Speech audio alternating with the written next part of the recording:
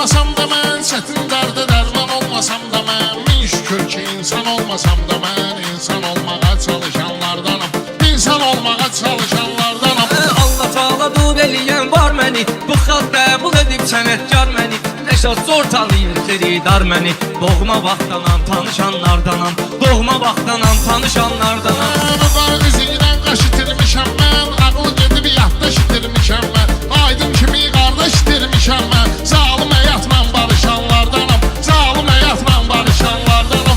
O sağ idi, əcəb ruzigar idi, aydın dənci və sənətkar idi, mən bilirəm dostluğumuz var idi, aydını səndən soruşanlardanam, aydını səndən soruşanlardanam.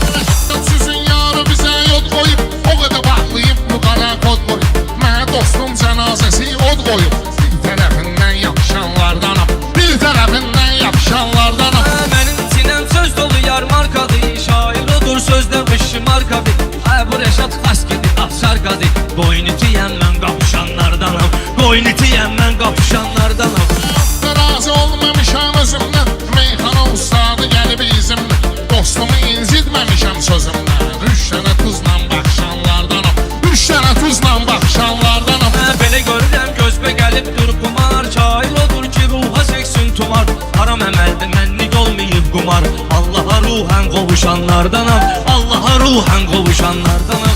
Qılın zalmısan, qılın görmüsənsən, yuvar harda qırığını görmüsənsən, uzağı Rəşadı aydını görmüsənsən, mən ağa Səlimlə yazışanlardanam, mən ağa Səlimlə yazışanlardanam. Düzdür Məşəd babanı aydını gördüm, sənətdə mən xeyli qırğını gördüm, basıb kəsməyirəm onu bunu gördüm, ramkama normal sığışanlardanam, ramkama normal sığışanlardanam.